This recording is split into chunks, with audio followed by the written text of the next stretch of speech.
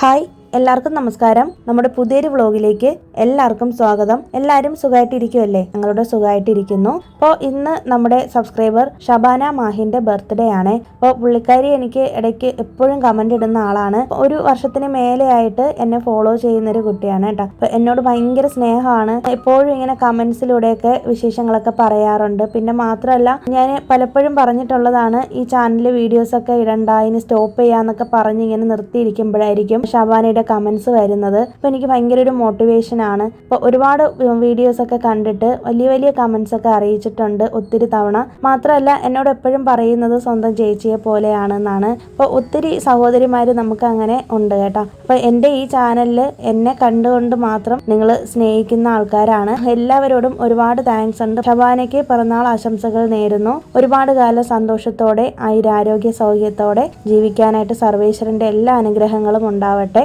പുള്ളിക്കാരി എപ്പോഴും പറയുന്നത് എൻ്റെ വീഡിയോസൊക്കെ ഭയങ്കര മോട്ടിവേഷനാണ്, പലപ്പോഴും പല കാര്യങ്ങൾ പറയുമ്പോഴും കണക്ട് ചെയ്യാൻ പറ്റും എന്നൊക്കെയാണ് പറയുന്നത് കേട്ടോ. അപ്പോൾ അതൊക്കെ കേൾക്കുമ്പോൾ തന്നെ ഒത്തിരി സന്തോഷമാണ്. അപ്പോൾ ഇതുപോലെ കുറേ സഹോദരിമാരുണ്ട്, കുറേ അനിയത്തിമാരെ എനിക്ക് നമ്മുടെ ഈ ചാനൽ വഴി കിട്ടിയിട്ടുണ്ട്, കുറേ ചേച്ചിമാരെ കിട്ടിയിട്ടുണ്ട്. അങ്ങനെ ഒത്തിരി പേര് നമ്മുടെ ഈ ചാനലിൽ കമൻറ്റ് വഴി നിങ്ങളുടെ സ്നേഹം എന്നെ അറിയിക്കുന്നത് കൊണ്ടാണ് എനിക്ക് പിന്നെയും വീഡിയോസ് ഇടാനായിട്ട് തോന്നുന്നത് കേട്ടോ. ഒത്തിരി തവണ എനിക്ക് ഇനി ഈ ചാനൽ സ്റ്റോപ്പ് ചെയ്യാന്നൊക്കെ പറഞ്ഞ് നിൽക്കുമ്പോൾ എത്രയോ തവണ ഷബാനയുടെ കമൻറ്റ് എന്നെ മോട്ടിവേറ്റ് ചെയ്തിട്ടുണ്ട്. അപ്പം ഞാനിങ്ങനെ ഓർക്കാറുണ്ട് കേട്ടോ. അപ്പോൾ എന്തോ എൻ്റെ മനസ്സറിഞ്ഞ് എനിക്ക് കമൻറ്റ് ഇടുന്നത് പോലെ എനിക്ക് തോന്നാറുണ്ട്. ഓരോ കമൻറ്റ് വായിക്കുമ്പോഴും എനിക്ക് അങ്ങനെ തന്നെയാണ് തോന്നുന്നത് കേട്ടോ. അപ്പം അതുകൊണ്ട് തന്നെ എല്ലാവരും ഷബാനയ്ക്ക് വേണ്ടിയിട്ട് പ്രാർത്ഥിക്കണം, ബർത്ത്ഡേ വിഷസ് അറിയിച്ചേക്കണം. ഹൃദയത്തിൽ നിന്നുള്ള എല്ലാവിധ ആശംസകളും ഷബാനയ്ക്കും കുടുംബത്തിനും നേരുന്നു.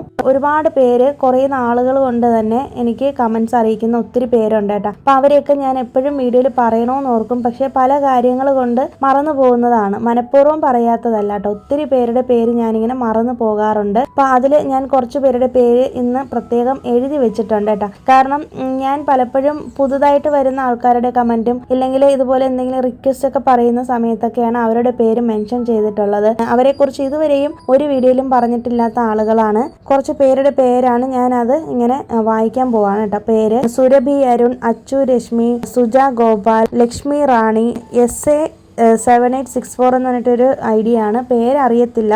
എപ്പോഴും എനിക്ക് കമൻ്റ് അറിയിക്കുന്ന ഒരാളാണ് കേട്ടോ. ആരാണെന്ന് എനിക്കറിയത്തില്ല, പേരറിയത്തില്ല. പിന്നെ മഞ്ജുഷ VP, മൃദുല മുരളി, ജീവ, അമൻ സോവ എന്ന് പറഞ്ഞിട്ട് ഒരു മോളുടെ അമ്മയാണ്, ശോഭ എന്നാണ് ആ ചേച്ചിയുടെ പേര്. പിന്നെ ധന്യ പ്രസാദ് എന്ന് പറഞ്ഞിട്ടൊരു ചേച്ചി, ദേവൂട്ടി രാജ്, സുകന്യ ശിവകുമാർ. ഈ പുള്ളിക്കാരി എൻ്റെ നാട്ടുകാരിയാണ്, ട്രിവാൻഡ്രത്തിലുള്ള ആളാണ്. ഇപ്പോൾ റീസെൻ്റ് ആയിട്ട് നമ്മുടെ സബ്സ്ക്രൈബർ ആയതാണ് കേട്ടോ. പിന്നെ അമ്മു എന്ന് പറഞ്ഞിട്ട് ഒരു കുട്ടിയുടെ അമ്മയാണ്. അമ്മു എന്ന് പറഞ്ഞിട്ടുള്ള അക്കൗണ്ടിൽ നിന്നാണ് കമൻ്റ് അറിയിക്കുന്നത്, പക്ഷേ മോളുടെ അമ്മയാണ് കാണുന്നതെന്ന് പറഞ്ഞായിരുന്നു.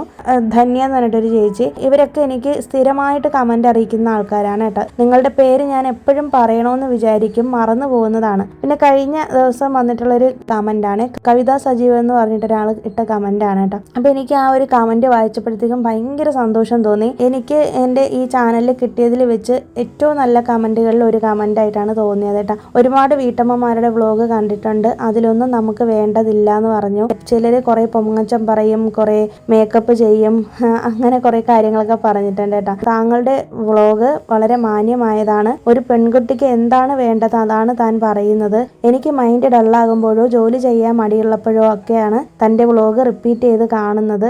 അതൊരു വല്ലാത്ത മോട്ടിവേഷൻ തന്നെയാണെന്ന് പറഞ്ഞിട്ടുണ്ട്. പിന്നെ താൻ അടിപൊളിയാണടോ എന്ന് പറഞ്ഞിട്ടുണ്ട് കേട്ടോ. ശരിക്കും ഞാനുണ്ടല്ലോ, വ്ളോഗ് എടുത്തുകൊണ്ടിരുന്നതിനിടയിലാണ് ഈ ഒരു കമൻറ്റ് എൻ്റെ ശ്രദ്ധയിൽപ്പെട്ടത്. അപ്പം ഞാൻ എത്ര ജോലി ചെയ്യുകയാണെങ്കിലും അരമണിക്കൂർ ഇടവിട്ട് ഞാൻ വന്നിട്ട് ഇങ്ങനെ പുതിയ കമൻറ്റ്സ് എന്തെങ്കിലും വന്നിട്ടുണ്ടോ എന്ന് നോക്കാറുണ്ട്. അപ്പോൾ ഇങ്ങനെ ജസ്റ്റ് ഒന്ന് റിഫ്രഷ് ചെയ്ത സമയത്താണ് കണ്ടത് കേട്ടോ ഈ ഒരു കമൻറ്റ്. അപ്പോൾ ഇത് കണ്ടിട്ട് ഞാൻ എൻ്റെ ഹസ്ബൻഡിനും വായിച്ച് കേൾപ്പിച്ചു കൊടുത്തു. പുള്ളിക്കും ഭയങ്കര സന്തോഷം തോന്നി. സന്തോഷം മാത്രമല്ല, ഇത്രയും ഒരു നല്ല കാര്യം എന്നെക്കുറിച്ച് പറഞ്ഞത് കൊണ്ട് മാത്രമല്ല, മറ്റൊരാളെ അപ്രീഷിയേറ്റ് ചെയ്യാനുള്ളൊരു മനസ്സ് കാണിച്ചില്ലേ, അത് എന്നെ ഏറ്റവും വലിയൊരു കാര്യമായിട്ടാണ് ഞാൻ കരുതുന്നത് കേട്ടോ. അപ്പോൾ എന്നെ പൊക്കി പറഞ്ഞത് കൊണ്ടല്ല ഞാൻ പറയുന്നത്, എന്നാലും നമ്മൾ എടുക്കുന്ന ഒരു എഫേർട്ടിന് നമുക്കൊരു വാല്യൂ കിട്ടിയെന്ന് അറിഞ്ഞപ്പോഴത്തേക്കും ഉണ്ടായൊരു സന്തോഷമാണ്. കവിത സജീവ് എന്ന് പറഞ്ഞിട്ടുള്ള ആ വ്യക്തിയോട് എനിക്ക് ഒത്തിരി താങ്ക്സ് ഉണ്ട്. ഞാൻ ആഗ്രഹിച്ചതും ഇത് തന്നെയാണ് കേട്ടോ. ഞാനൊരു വീട്ടമ്മയാണ്. അപ്പോൾ എനിക്ക് എൻ്റെ വീട്ടിലുള്ള കാര്യങ്ങൾ മാത്രമേ കാണിക്കാൻ പറ്റുള്ളൂ, അല്ലാതെ വീഡിയോയ്ക്ക് വേണ്ടിയിട്ട് ഞാൻ ഒരു കാര്യവും ഇന്ന് വരെയും ആർട്ടിഫിഷ്യലായിട്ട് ചെയ്തിട്ടില്ല. പ്രൊമോഷൻ ചെയ്യുന്നതാണെങ്കിലും ഒരു കാര്യങ്ങളും.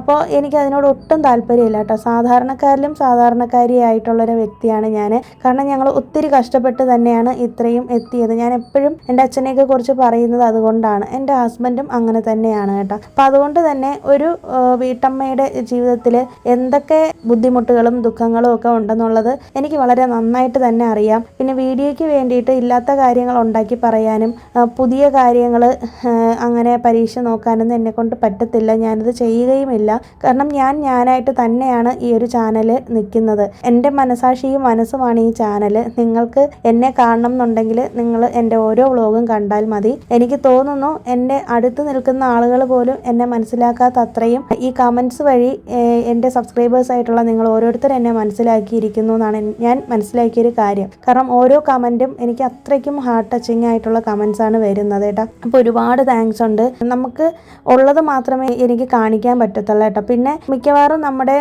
റുട്ടീൻ വ്ളോഗുകൾ തന്നെയാണ് ഞാൻ എപ്പോഴും കാണിക്കുന്നത്. ചിലപ്പോൾ പുതുതായിട്ട് കാണുന്നവർക്ക് തോന്നുമായിരിക്കും ഇത് ഡെയിലി ഒരേ കാര്യമാണല്ലോ ചെയ്യുന്നതെന്ന്. കാരണം അതിനപ്പുറത്തേക്ക് എനിക്ക് വേറൊന്നും കാണിക്കാനില്ല. പിന്നെ പുറത്തൊക്കെ പോവുകയാണെങ്കിൽ മാത്രം പുറത്ത് പോകുന്ന വീഡിയോയും കൂടിയൊക്കെ ഉൾപ്പെടുത്താറുണ്ട്. എൻ്റെതായ രീതിയിൽ ഞാൻ എന്ത് വ്യത്യസ്തത കൊണ്ടുവരാമെന്ന് ചിന്തിച്ചപ്പോഴാണ് വെറുതെ ഒരു വ്ളോഗ് അല്ലെങ്കിൽ വീട്ടുജോലികൾ മാത്രം ചെയ്യുന്നത് കാണിച്ചത് പറഞ്ഞു പോകാതെ എന്തെങ്കിലും ഉപകാരപ്രദമായിട്ടുള്ള ഒരു കാര്യം കൂടി വ്ളോഗിൽ ഉൾപ്പെടുത്തണമെന്ന് തോന്നി. അങ്ങനെ ഒരു ആശയം വന്നപ്പോഴാണ് ഞാൻ ഇങ്ങനെ സംസാരിക്കാനായിട്ട് തുടങ്ങിയത്. എന്നെ 10-25 മിനിറ്റ് അരമണിക്കൂറോളം നിങ്ങൾ എന്നെ കേട്ട് സഹിച്ചിരിക്കുക എന്ന് പറയുന്നത് ഒരു ചെറിയ കാര്യമല്ല. അതൊരു വലിയൊരു കാര്യം തന്നെയാണ്. കാരണം ഏറ്റവും കൂടുതൽ മനുഷ്യനോട് തന്നെയാണ് മടുപ്പ് തോന്നുന്നത് അല്ലേ. കുറേ കാലം കഴിയുമ്പോൾ ആൾക്കാർക്ക് പുച്ഛവും വെറുപ്പും ഒക്കെ തോന്നി തുടങ്ങും. അപ്പോൾ എന്നെ ഒട്ടും മടുക്കാതെ ഇന്നും എന്നെ കൂടെ ചേർത്ത് നിർത്തിയിരിക്കുന്ന നിങ്ങൾ ഓരോരുത്തരോടും എനിക്ക് ഒരുപാട് നന്ദിയുണ്ട്. ഞാനിത് ഇടയ്ക്കിടയ്ക്ക് ഇങ്ങനെ പറയുന്നതിൻ്റെ കാരണം എന്താണെന്ന് വെച്ചാൽ ഞാൻ 0-ൽ നിന്ന് തുടങ്ങിയ ഒരാളാണ് കേട്ടോ. 2 ചാനൽ എനിക്ക് മുന്നേ ഉണ്ടെന്ന് പലപ്പോഴും ഞാൻ പറഞ്ഞിട്ടുണ്ട്. എന്നിട്ടും അതിലൊക്കെ ഞാൻ എൻ്റെ മാക്സിമം ഹാർഡ് വർക്ക് ഇട്ടിട്ടും എനിക്ക് ഒരിടത്തും എത്താൻ സാധിച്ചിട്ടില്ല.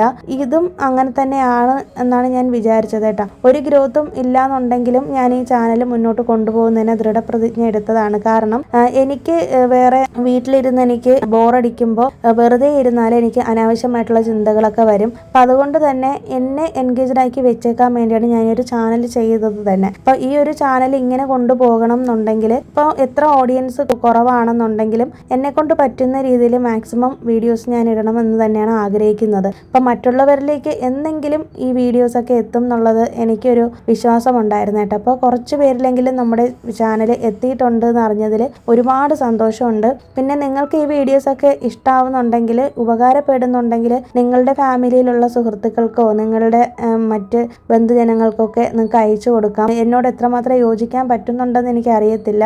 പക്ഷേ ഇത് പല ആളുകളുടെയും ജീവിതത്തിൽ നടക്കുന്ന പല സംഭവങ്ങളാണ് നമ്മൾ പറഞ്ഞുകൊണ്ടിരിക്കുന്നത് അല്ലേ. അപ്പോൾ ഒരു വീട്ടമ്മയെ സംബന്ധിച്ചിടത്തോളം മെൻ്റലി നമ്മൾ സ്ട്രോങ് ആയിരിക്കണം, ഫിസിക്കലിയും സ്ട്രോങ് ആയിരിക്കണം. ഒരു തരത്തിലും നമുക്ക് ഒരു വാല്യൂം തരാത്ത ഒരു ജോലിയാണ് വീട്ടമ്മമാരുടെ ജോലി എന്ന് പറയുന്നത്. നമ്മൾ നമ്മളെ തന്നെ മോട്ടിവേറ്റ് ചെയ്ത് നമ്മൾ സ്വയം വളർന്ന് മുന്നോട്ട് വരണം. അപ്പം ഞാൻ ചിന്തിക്കുന്നത് എനിക്ക് ചുറ്റുമുള്ള ആളുകളും എന്നോടൊപ്പം വളരണമെന്ന് മാത്രമാണ് കേട്ടോ. അല്ലാതെ വേറെ ഒരു രീതിയിലുള്ളൊരു ചിന്തയും എനിക്കില്ല.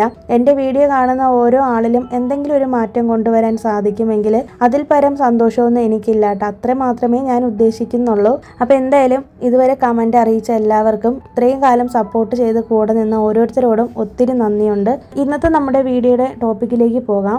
ഞാൻ എൻ്റെ ജീവിതത്തിൽ ഏറ്റവും കൂടുതൽ മിസ്റ്റേക്ക് ചെയ്തിട്ടുള്ളൊരു കാര്യം എന്ന് പറയുന്നത് മറ്റുള്ളവർക്ക് ഏറ്റവും അധികമായിട്ടുള്ള പ്രാധാന്യം കൊടുക്കുക എന്നുള്ള കാര്യമാണ്. അത് ഞാൻ എൻ്റെ അനുഭവത്തിലൂടെ പഠിച്ചിട്ടുള്ള കാര്യമാണ് കേട്ടോ. ചിലർ പറയത്തില്ലേ കണ്ടാൽ അറിയാത്തവൻ കൊണ്ടാൽ അറിയുമെന്ന്. അങ്ങനെയാണ് എൻ്റെ ഒരു ജീവിതം. ഒരുപാട് കാര്യങ്ങൾ ഞാൻ അനുഭവത്തിലൂടെ പഠിച്ചിട്ടുള്ള ഒരാളാണ് കേട്ടോ. കാരണം എന്ന് വെച്ചിട്ടുണ്ടെങ്കിൽ എനിക്ക് എന്നേക്കാൾ കൂടുതൽ മറ്റുള്ളവരോട് സംസാരിക്കാനും അല്ലെങ്കിൽ മറ്റുള്ളവർക്ക് ഇമ്പോർട്ടൻസ് കൊടുക്കാനും ഇഷ്ടപ്പെടുന്ന ആളായിരുന്നു ഞാൻ. അതിൻ്റെ റീസൺ എന്ന് വെച്ചിട്ടുണ്ടെങ്കിൽ മനുഷ്യനാണല്ലോ സഹായിക്കേണ്ടത്. അല്ലെങ്കിൽ നമ്മുടെ ഒരു സമയം മറ്റുള്ളവർക്ക് വേണ്ടി മാറ്റി വെക്കുക എന്ന് പറയുന്നത് അതിൽ പരം ഒരു വലിയ കാര്യമില്ല എന്നൊക്കെ ചിന്തിച്ച് ഞാൻ ഒരുപാട് പേരുടെ ജീവിതത്തിൽ ആവശ്യമില്ലാതെ അവരോട് കൂടുതൽ അടുക്കാനായിട്ട് പോയിട്ടുണ്ട്. അമിതമായ പ്രാധാന്യം ഞാൻ ആർക്കൊക്കെ കൊടുത്തിരുന്നുവോ അവരൊക്കെ എന്നെ വിട്ട് അകന്നു പോയിട്ടേ ഉള്ളൂ കേട്ടോ. ഇത് പറയുമ്പോൾ ചിലപ്പോൾ ഒരു പക്ഷേ എൻ്റെ സൈഡിലെ മിസ്റ്റേക്കും കൊണ്ടാവണം. നിങ്ങളിപ്പോൾ എൻ്റെ വശം മാത്രമാണ് കേൾക്കുന്നത് അല്ലേ. അവർക്ക് പറയാനുള്ളത് നിങ്ങൾ ആരും കേൾക്കുന്നുമില്ല. അപ്പം അതുകൊണ്ട് തന്നെ എൻ്റെ മനസ്സിൽ തോന്നിയ കുറച്ച് കാര്യങ്ങൾ ഞാൻ പറയാം. നമ്മൾ എപ്പോഴാണ് മറ്റുള്ളവർക്ക് അമിതമായ പ്രാധാന്യം കൊടുക്കുന്നത് വരുന്നതെന്ന് വെച്ചിട്ടുണ്ടെങ്കിൽ നമ്മളെ തന്നെ വില കൽപ്പിക്കാതിരിക്കുമ്പോഴാണ് കേട്ടോ. നമുക്കൊരു വാല്യൂ ഇല്ല, മറ്റുള്ളവരാണ് നമ്മുടെ ജീവിതത്തിൽ എല്ലാം എന്ന് നമ്മൾ വിചാരിച്ച് തുടങ്ങുമ്പോഴാണ് നമ്മൾ മറ്റുള്ളവർക്ക് അമിതമായിട്ടുള്ള പ്രാധാന്യം കൊടുക്കുന്നത്. അതുകൊണ്ട് തന്നെ എപ്പോഴും നമ്മളെ തന്നെ ഓർമ്മിപ്പിച്ചു കൊണ്ടിരിക്കുക, നമ്മളുടെ ഫീലിങ്സിനും വിലയുണ്ടെന്നുള്ളതും അതുപോലെ തന്നെ എല്ലാവർക്കും നമ്മുടെ സമയം ആവശ്യമില്ലാതെ കൊടുക്കേണ്ട കാര്യമില്ല എന്നുള്ളതും നമ്മളെ സ്വയം ഓർമ്മിപ്പിക്കുക എന്നുള്ളതാണ്. ഇത് ഞാൻ എൻ്റെ അനുഭവത്തിലൂടെ പഠിച്ചിട്ടുള്ളൊരു കാര്യമാണ്. എല്ലാവരിലും ഒരു ബൗണ്ടറി സെറ്റ് ചെയ്യുക എന്നുള്ളതാണ്. എനിക്ക് ഒട്ടും അറിയത്തില്ലാത്തൊരു കാര്യമായിരുന്നു കേട്ടോ. ഏകദേശം ഒരു 30 വയസ്സ് കഴിഞ്ഞു, 32 വയസ്സാവുന്നു ഇപ്പോഴാണ് ഞാനൊരു കാര്യം ജീവിതത്തിൽ നിന്ന് പഠിച്ചൊരു കാര്യം. എത്ര നമുക്ക് സ്നേഹമുള്ള സുഹൃത്തെന്ന് പറഞ്ഞാലും, ഇനി എത്ര സ്നേഹമുള്ള ഭർത്താവെന്ന് പറഞ്ഞാലും, അച്ഛനോ അമ്മയോ ആരെന്നിരിക്കട്ടെ, ആരായാലും നമ്മൾ എല്ലാവരിലും ഒരു ബൗണ്ടറി സെറ്റ് ചെയ്യുക. അങ്ങനെ സെറ്റ് ചെയ്യാത്തത് കൊണ്ട് ഞാൻ ഒത്തിരി അനുഭവിച്ചിട്ടുണ്ട്. കാരണം എൻ്റെ മനസ്സിലുള്ള എല്ലാ കാര്യങ്ങളും ഞാൻ മറ്റുള്ളവരുമായിട്ട് ഷെയർ ചെയ്യുകയും പിന്നീട് ഒരു വഴക്കുണ്ടാകുന്ന സമയത്ത് അവർ എന്നോട് അത് പറഞ്ഞ് തന്നെ എന്നെ വിഷമിപ്പിക്കുകയൊക്കെ ചെയ്തിരുന്നു. അപ്പോൾ എനിക്ക് തിരിച്ചൊന്നും പറയാൻ പറ്റാതെ ഞാൻ ആകെ കരഞ്ഞ് തളർന്ന് അങ്ങനെയൊക്കെ ഇരുന്നിട്ടുള്ള ഒത്തിരി സാഹചര്യങ്ങൾ ഉണ്ടായിട്ടുണ്ട് കേട്ടോ. അപ്പോൾ അതുകൊണ്ട് തന്നെ ഞാൻ ജീവിതത്തിൽ നിന്ന് പഠിച്ചൊരു കാര്യമാണ് ഒരിക്കലും നമ്മൾ ഒരാളെ കണ്ണടച്ച് വിശ്വസിക്കരുത് എന്നുള്ളത്. പിന്നെ ഞാൻ ചിലരോട് ഈ കാര്യമൊക്കെ പറയുമ്പോൾ അവർ എന്നോട് പറയാറുണ്ട്, ഇത്രയും പ്രായമായിട്ട് നിനക്കറിയത്തില്ലേ എന്തിനാണ് ഇങ്ങനെ മറ്റുള്ളവർക്ക് ഇമ്പോർട്ടൻസ് കൊടുക്കുന്നത് എന്ന്. ചില കാര്യങ്ങൾ അങ്ങനെയാണല്ലേ, ഞാൻ ആദ്യമേ പറഞ്ഞ പോലെ തന്നെ നമ്മൾ ചില കാര്യങ്ങൾ അനുഭവത്തിലൂടെ മാത്രമേ പഠിക്കുകയുള്ളൂ. അപ്പം അങ്ങനെ ഞാൻ പഠിച്ചൊരു കാര്യമാണ്. എല്ലാവരുടെയും സന്തോഷത്തിന് കാരണക്കാർ നമ്മളാവേണ്ട കാര്യമില്ല. ഓരോരുത്തർക്കും അവരുടേതായ സന്തോഷങ്ങളുണ്ടല്ലേ. അപ്പോൾ അതുകൊണ്ട് തന്നെ ഓരോരുത്തരുടെ സന്തോഷത്തിൻ്റെ റെസ്പോൺസിബിലിറ്റി അവരവർ തന്നെ ഏറ്റെടുത്തോട്ടെ. നമ്മൾ എന്തിനാണ് ഇത് ഏറ്റെടുക്കാനായിട്ട് പോകുന്നത്? പിന്നെ എപ്പോഴും ഒരു ഹെൽത്തി റിലേഷൻഷിപ്പിന് നല്ലൊരു ബൗണ്ടറി ആവശ്യമാണെന്ന് ഞാൻ എപ്പോഴും ചിന്തിക്കാറുണ്ട്. കാരണം നമ്മൾ എപ്പോഴും ഒരാളിന് അവൈലബിൾ ആയിക്കൊണ്ടിരുന്നാൽ നമുക്ക് വാല്യൂ കാണത്തില്ല. അതുപോലെ തന്നെ നമുക്ക് എപ്പോഴും ദുഃഖം മാത്രമേ ഉണ്ടാവുള്ളൂ. ആ ഒരു ആളിൽ നിന്ന് നമുക്ക് അകന്നു പോകാനായിട്ട് ഭയങ്കര ബുദ്ധിമുട്ടായിരിക്കും. അതുകൊണ്ട് തന്നെ ഏതൊരു റിലേഷൻഷിപ്പും നല്ല രീതിയിൽ പോകണം എന്നുണ്ടെങ്കിൽ കുറച്ച് ബൗണ്ടറി നമ്മൾ സെറ്റ് ചെയ്ത് ഇടുക തന്നെ വേണം. അതുപോലെ തന്നെ നമ്മൾ സ്ത്രീകൾക്ക് പറ്റാത്തൊരു കാര്യമാണ്, കുറേ തവണ ഞാൻ ഒരുപാട് വ്ലോഗിൽ പറഞ്ഞിട്ടുള്ളതുമാണ്, നമ്മൾ നോ പറയേണ്ടടുത്ത് നോ തന്നെ പറഞ്ഞു പഠിക്കുക. അത് നമുക്ക് എത്ര വേണ്ടപ്പെട്ട സുഹൃത്തായാലും എത്രയൊക്കെ നമ്മുടെ ജീവന്റെ ജീവൻ എന്ന് പറഞ്ഞു കഴിഞ്ഞാൽ ശരി തന്നെ, നമുക്ക് ഇഷ്ടമില്ലാത്ത കാര്യങ്ങൾ ഇല്ലാന്ന് തന്നെ പറയുക. ആ ഒരു നോ പറയുന്നത് കൊണ്ട് നമ്മൾ അപ്പോൾ അവിടെ അത് പറഞ്ഞു തീർക്കുകയാണ് ചെയ്യുന്നത്. പിന്നെ ലൈഫ് ലോങ് നമ്മൾ ആ ഒരു വ്യക്തിയെ തലയിൽ ചുമന്നുകൊണ്ട് നടക്കേണ്ട കാര്യമില്ലേ. മറ്റുള്ളവരുടെ അഭിപ്രായത്തിന് വേണ്ടിയിട്ട് കാത്തിരിക്കാതിരിക്കുക എന്നുള്ളതാണ്. ഞാൻ എൻ്റെ ജീവിതത്തിൽ ഏറ്റവും കൂടുതൽ മിസ്റ്റേക്ക് ചെയ്തിട്ടുള്ളത് ഈ ഒരു കാര്യത്തിലാണ് കേട്ടോ. കാരണം മറ്റുള്ളവർ അഭിപ്രായം പറയുന്നത് കേൾക്കാനായിട്ട് ഞാൻ വെയിറ്റ് ചെയ്തിരിക്കും. അവരുടെ ഒരു അപ്രൂവൽ കിട്ടിയാൽ മാത്രമേ ഞാൻ എന്ത് കാര്യവും സ്റ്റാർട്ട് ചെയ്യത്തുള്ളൂ. കാരണം മറ്റുള്ളവർ എന്ത് വിചാരിക്കും, അത് ശരിയാവുമോ, ചെയ്താൽ എങ്ങനെ ഇരിക്കും എന്നുള്ളത് ഈവൻ എൻ്റെ ഹസ്ബൻഡിനോട് പോലും ചോദിച്ചിട്ട് മാത്രമേ ഞാൻ പല കാര്യങ്ങളും ഡിസിഷൻ എടുത്തിട്ടുള്ളൂ. അപ്പോൾ അത് ഒരു സ്റ്റേജ് എത്തിയപ്പോഴത്തേക്ക് എനിക്ക് മനസ്സിലായി അതിൻ്റെ ആവശ്യമില്ല. നമുക്ക് ശരി എന്ന് തോന്നുന്ന കാര്യങ്ങൾ നമ്മൾ ചെയ്യുക എന്ന് കരുതി ബാക്കിയുള്ളവരെ നമ്മൾ ദ്രോഹിക്കാനും പാടില്ല. മറ്റുള്ളവർക്ക് ശല്യമില്ലാത്ത കാര്യങ്ങൾ, നമ്മുടെ മനസ്സിന് തൃപ്തി തരുന്ന കാര്യങ്ങൾ നമ്മൾ ഉറപ്പായിട്ടും നമ്മുടെ ഇഷ്ടത്തിനനുസരിച്ച് തന്നെ ചെയ്യണം. മറ്റുള്ളവരുടെ അഭിപ്രായത്തിനും അവരുടെ അപ്രൂവലിനും വേണ്ടിയിട്ട് നമ്മൾ കാത്തിരിക്കേണ്ട ഒരു കാര്യവുമില്ല.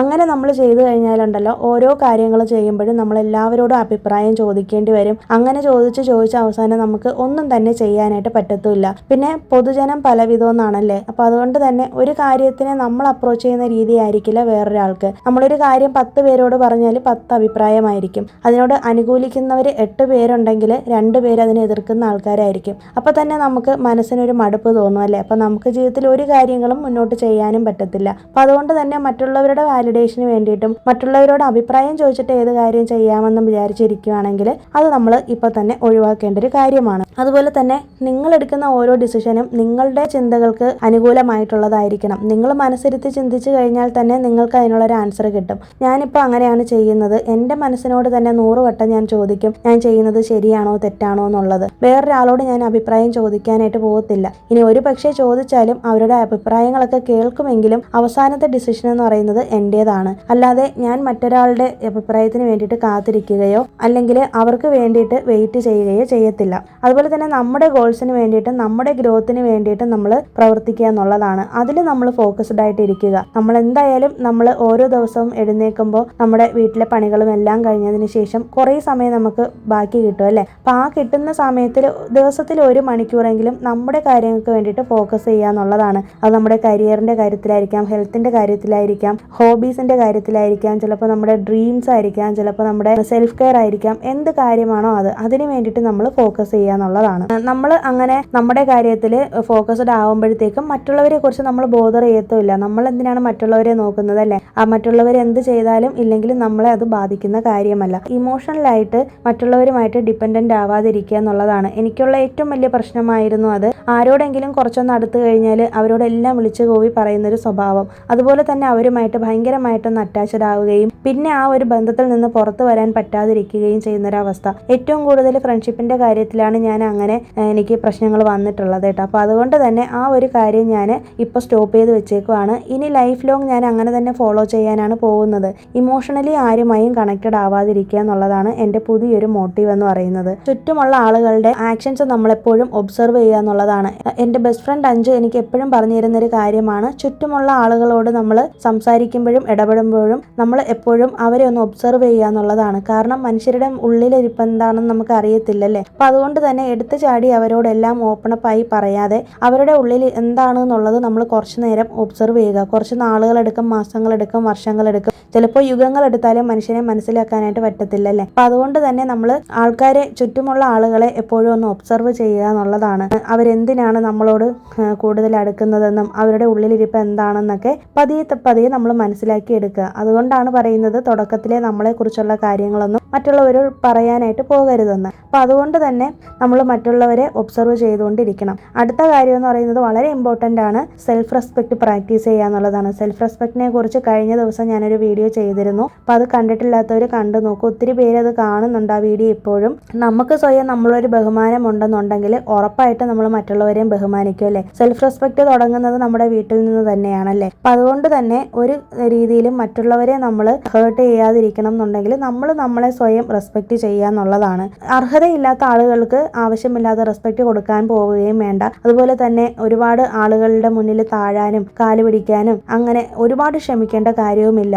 ഒരു പരിധിക്ക് അപ്പുറം കഴിഞ്ഞു കഴിഞ്ഞാൽ അത്തരം ആളുകളെ നമ്മുടെ ലൈഫിൽ നിന്ന് തന്നെ അകറ്റി നിർത്തുകയാണ് വേണ്ടത്. ഇത്രയും കാര്യങ്ങളൊക്കെയാണ് മറ്റുള്ളവർക്ക് നമ്മുടെ ജീവിതത്തിൽ പ്രാധാന്യം കൊടുത്താൽ ഉണ്ടാകുന്ന കാര്യങ്ങൾ. അപ്പോൾ നിങ്ങളുടെ അഭിപ്രായങ്ങൾ എന്താണെന്ന് ഉറപ്പായിട്ടും വീഡിയോയിൽ അറിയിച്ചേക്കണം. കഴിഞ്ഞ ദിവസം എനിക്കൊരു കമൻറ്റ് വന്നിരുന്നു, ഇതുപോലെ ആശ ജോൺ എന്ന് പറയുന്ന ഒരു അക്കൗണ്ടിൽ നിന്ന് എനിക്ക് കഴിഞ്ഞ ദിവസം ഒരു കമൻറ്റ് വന്നിരുന്നു, വാർഡ്രോബ് ഓർഗനൈസേഷൻ ഒന്ന് കാണിക്കുമെന്ന്. അപ്പം ഞാൻ കമൻറ്റിൽ ഇട്ടിരുന്നു അങ്ങനെ കാണിക്കാനും വേണ്ടിയിട്ടുള്ളൊരു വാർഡ്രോബ് ഒന്നും നമുക്ക് ഇല്ല എന്നുള്ളത്. അപ്പോൾ എൻ്റെ ചെറിയ ചെറിയ ഷെൽഫുകളാണ് കേട്ടോ ഉള്ളത്. നമ്മുടെ ലിവിംഗ് റൂമിൽ ഹാളിൽ ഇരിക്കുന്നത് ഞാൻ പുറത്തിടുന്ന ഡ്രസ്സുകൾ വെച്ചിരിക്കുന്ന ചെറിയൊരു വാർഡ്രോബാണ്. അപ്പം ഞാൻ ഈ ഷെൽഫ് മേടിച്ചേക്കുന്നത് ശരവണ സ്റ്റോറിൽ നിന്നാണ് കേട്ടോ. അപ്പോൾ നമുക്ക് ഈ വീട്ടിൽ സ്പേസ് വളരെ കുറവായ കാരണം കൊണ്ട് വീട്ടിൽ ഒരുപാട് കൺജസ്റ്റഡ് ആവാത്ത രീതിയിലുള്ള ഷെൽഫുകൾ വേണമെന്നാണ് എൻ്റെ ഒരു ഇതുണ്ടായിരുന്നത്. അപ്പോൾ ഞങ്ങളുടെ അടുത്ത് കല്യാണം കഴിഞ്ഞ സമയത്ത് എനിക്ക് കിട്ടിയ ഒരേ ഒരു ഷെൽഫാണ് കേട്ടോ ഉണ്ടായിരുന്നത്. പിന്നെ താഴത്തെ വീട്ടിലാണെങ്കിൽ നമ്മുടെ വീടിനോട് ചേർന്ന് തന്നെ അലമാര പോലെ ഇങ്ങനെ കോൺക്രീറ്റ് ചെയ്ത് ഇങ്ങനെ അലമാരകൾ കെട്ടിയിട്ടിട്ടുണ്ടായിരുന്നു കേട്ടോ. അപ്പോൾ അതുകൊണ്ട് തന്നെ നമുക്ക് പ്രത്യേകിച്ച് പുറത്തുനിന്ന് മേടിക്കേണ്ട കാര്യമില്ലായിരുന്നു. പക്ഷെ നമ്മൾ മേലോട്ട് വീട് വെച്ചപ്പോൾ അവരോട് പ്രത്യേകം പറഞ്ഞിരുന്നു അങ്ങനത്തെ ഷെൽഫ് നമുക്ക്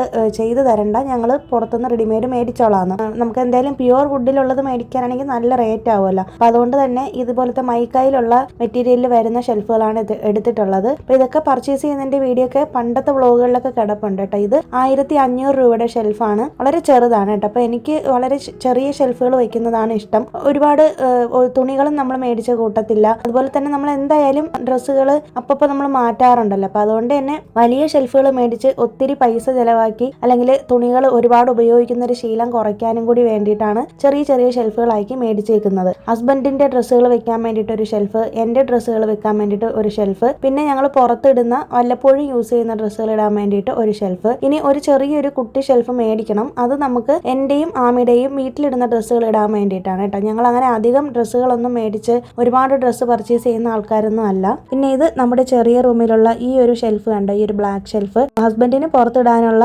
ടീഷർട്ടും അതുപോലെ തന്നെ വീട്ടിലിടുന്ന ടീഷർട്ടും ജീൻസ് പാൻറ്റും ഒക്കെ വെച്ചേക്കുന്ന വാർഡ്രോബാണ് കേട്ടോ. പിന്നെ ഹസ്ബൻഡിൻ്റെ ഈ ഒരു ഷെൽഫ് കണ്ടോ, ഈ റൂമിലിരിക്കുന്ന ഈ ഷെൽഫ് 2500 രൂപയോ മറ്റോണോ ആയിട്ടുള്ളത്. ഇതും നമ്മൾ ശരവണ സ്റ്റോറിൽ നിന്ന് എടുത്തിട്ടുള്ളതാണ്. അപ്പം ഇത് നമുക്ക് അത്യാവശ്യം കൂടുതൽ ഡ്രസ്സൊക്കെ തന്നെ വെക്കാനായിട്ട് പറ്റും.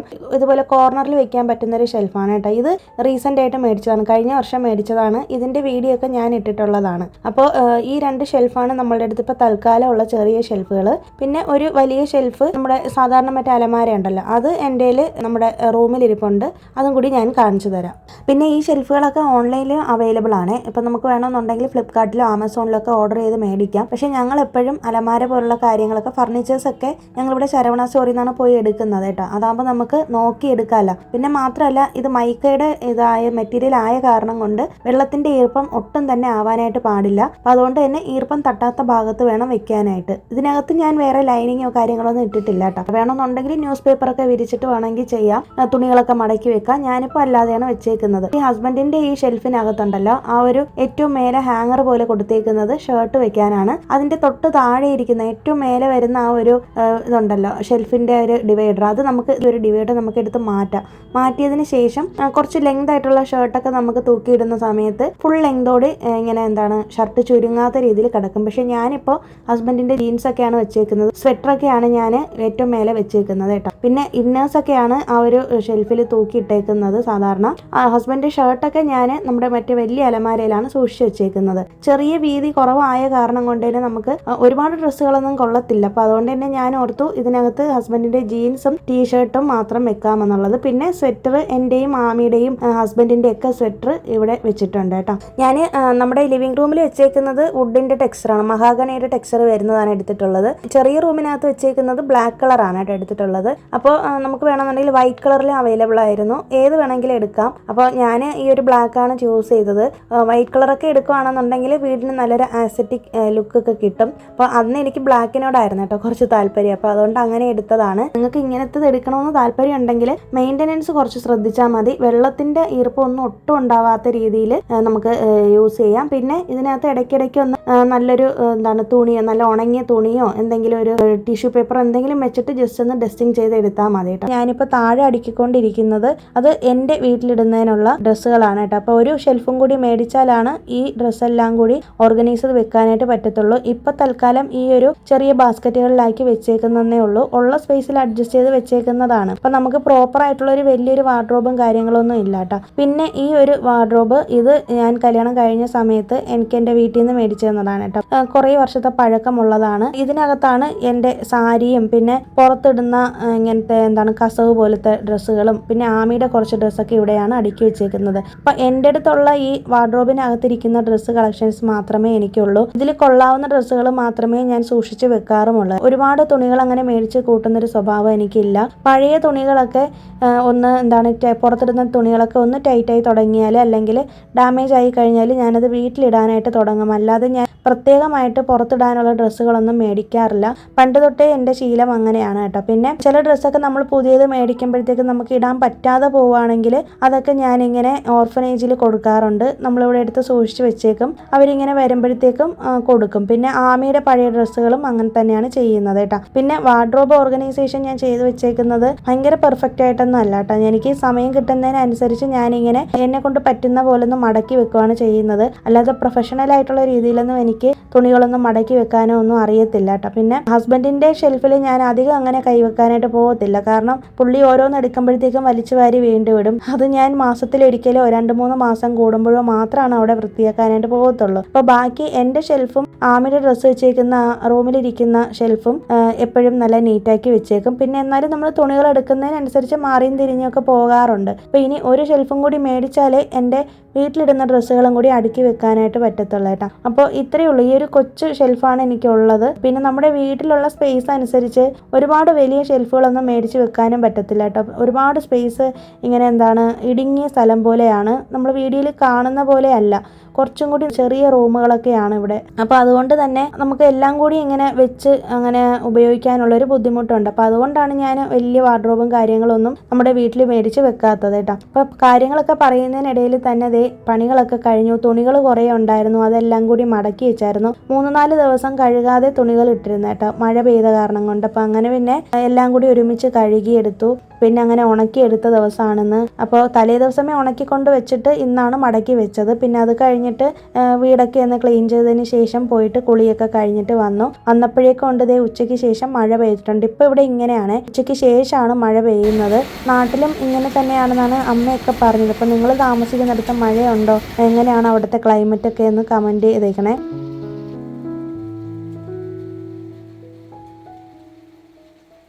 തൈര് സാധാണ് വെച്ചിരുന്നത് രാവിലെ. ഉച്ചയായപ്പോഴത്തേക്കും ഭക്ഷണമൊക്കെ കഴിച്ചിട്ടുണ്ട്. ഞങ്ങളൊരു 1 മണിയൊക്കെ ആകുമ്പോഴത്തേക്കും ഉച്ചയ്ക്കുള്ള ലഞ്ച് കഴിക്കാറുണ്ട്. പിന്നെ അത് കഴിഞ്ഞിട്ട് കുറച്ച് നേരം റെസ്റ്റ് എടുത്തു. ഞാൻ വീഡിയോസൊക്കെ എഡിറ്റ് ചെയ്യാനുള്ളത് അതൊക്കെ ചെയ്തു വെച്ചു. പിന്നെ വോയിസ് ഓവർ കൊടുക്കാനുണ്ടെങ്കിൽ അത് ചെയ്യും. പിന്നെ റീഡിങ് ചെയ്യാനുണ്ടെങ്കിൽ അതൊക്കെയാണ് ഈ ഒരു ടൈമിൽ ചെയ്യുന്നത് കേട്ടോ. പിന്നെ വൈകുന്നേരം ആയപ്പോഴത്തേക്കും ഒരു 6 മണിയൊക്കെ ആയപ്പോഴത്തേക്കും ചപ്പാത്തി ഉണ്ടാക്കിയിട്ടുണ്ട്. ഇന്ന് ഹസ്ബൻഡിന് ഓഫീസിൽ പോകണ്ട, അപ്പം അതുകൊണ്ട് തന്നെ വീട്ടിൽ രാത്രി ആയപ്പോഴത്തേക്കും ചപ്പാത്തി ഉണ്ടാക്കി. പിന്നെ ആമിയെ പഠിപ്പിക്കുന്നതുകൊണ്ടാണ് കുറച്ച് നേരത്തെ തന്നെ ചപ്പാത്തി ഉണ്ടാക്കിയത് കേട്ടോ. ഇപ്പോൾ എക്സാം നടക്കുമല്ലേ, അതുകൊണ്ടാണ്. പിന്നെ ഇത് കണ്ടോ, ഇത് കോളിഫ്ലവറിൽ ഞാൻ ഉണ്ടാക്കിയൊരു കറിയാണ്. ഞാൻ ഇതുവരെ വെച്ചതിൽ ഏറ്റവും നല്ല കറിയായിട്ടാണ് ഇത് തോന്നിയത് കേട്ടോ. നിങ്ങൾക്ക് റെസിപ്പി വേണമെങ്കിൽ പറഞ്ഞാൽ മതി, ഞാൻ ഇനി അടുത്ത് ചെയ്യുമ്പോൾ ഉറപ്പായിട്ടും വീഡിയോ ചെയ്യാം. ഇന്നിപ്പോൾ ഞാൻ റെസിപ്പിയുടെ വീഡിയോ എടുത്തിട്ടില്ല കേട്ടോ. ഞാൻ എങ്ങനെ കോളിഫ്ലവർ കറി വെച്ചാലും ശരിയാവത്തേ ഇല്ല. പക്ഷേ ഇങ്ങനെ ഒന്ന് ട്രൈ ചെയ്തത് പുതിയൊരു രീതിയിൽ ട്രൈ ചെയ്തപ്പോഴത്തേക്കും നല്ല ടേസ്റ്റ് ഉണ്ടായിരുന്നു കേട്ടോ. ചപ്പാത്തിക്കും ചോറിനും ദോശയ്ക്കും ഒക്കെ കഴിക്കാൻ പറ്റിയൊരു കറിയാണ്. പിന്നെ അത് കഴിഞ്ഞിട്ട് ആമിയെ വന്ന് പഠിപ്പിക്കുന്നുണ്ട്. കുറച്ച് നേരം അവൾക്ക് റിവിഷനൊക്കെ ചെയ്യുന്നുണ്ട് കേട്ടോ. അപ്പോൾ അവളിങ്ങനെ നമ്മുടെ ഡോറിലൊക്കെ എഴുതിയിട്ട് ആണ് പഠിക്കുന്നത്. അപ്പം ഞാനിങ്ങനെ ക്വസ്റ്റ്യൻസ് വായിച്ചു കൊടുക്കുമ്പോൾ അവൾ ആൻസേഴ്സ് അവിടെ എഴുതും. അപ്പോൾ സ്കൂളിലെ ടീച്ചർമാർ പഠിപ്പിക്കുന്ന പോലെ ID കാർഡൊക്കെ ഇട്ടിട്ട് എൻ്റെ ഒരു ഷോളൊക്കെ എടുത്ത് സാരി ഉടുക്കുന്ന പോലെയൊക്കെ ഉടുത്ത് അങ്ങനെയൊക്കെയാണ് അവൾ നിന്ന് പഠിക്കുന്നത്. അപ്പോൾ കുറച്ച് പഠിത്തം ഒന്ന് ഇൻട്രസ്റ്റ് ആക്കാൻ വേണ്ടിയിട്ട് കുട്ടികളെ ഇങ്ങനെ ഗെയിം കളിക്കുന്ന പോലെയൊക്കെ ചെയ്യുകയാണെങ്കിൽ അവർക്ക് വലിയ മടുപ്പ് തോന്നത്തില്ല.